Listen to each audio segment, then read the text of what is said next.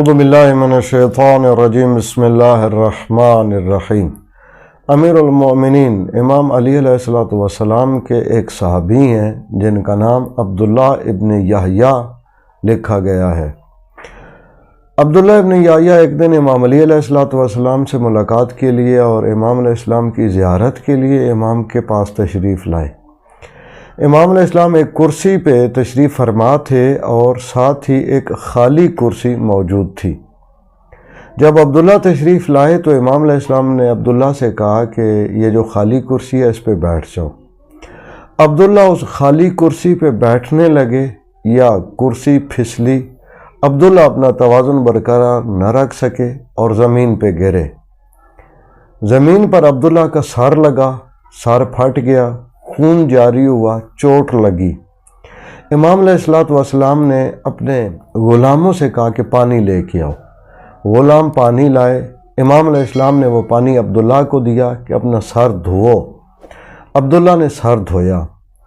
جب دھو کے بیٹھے تو امام علیہ السلام نے عبداللہ کو اپنے پاس بلایا اور پاس بلا کے امام علیہ السلام نے اپنا لعاب دہن عبداللہ کے اس زخم پہ لگایا۔ عبداللہ کہتے ہیں کہ جیسے ہی امام علیہ السلام نے اپنا لعاب دہن میرے زخم پہ لگایا تو میرا زخم ٹھیک ہو گیا اور ایسے محسوس ہوا جیسے مجھے کوئی چوٹ لگی ہی نہیں تھی۔ ساتھ ہی امام علیہ السلام نے عبداللہ سے گفتگو کرتے ہوئے فرمایا کہ عبداللہ، یہ اللہ تعالیٰ کا ہمارے چاہنے والوں، ہمارے حبداروں، ہمارے شیعوں پہ بڑا کرم ہے کہ وہ ان سے ہونے والی غلطی، ان سے ہونے والے گناہ پر ان کی فوراً پکڑ کرتا ہے اور ان کو سزا دیتا ہے۔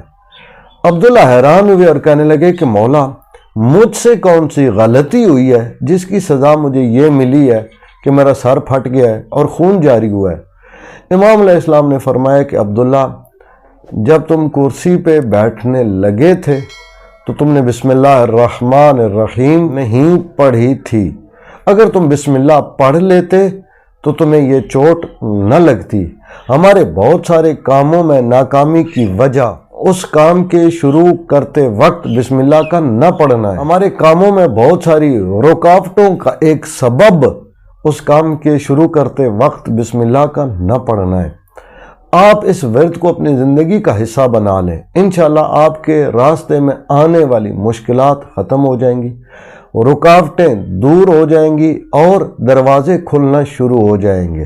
جب بھی کوئی کام کرنے لگے تو بسم اللہ الرحمن الرحیم کا ورد کریں، انشاءاللہ آپ کی زندگی بابرکت ہو جائے گی۔ اپنا اور اپنے چینل راہ نجف کا خیال رکھیے گا۔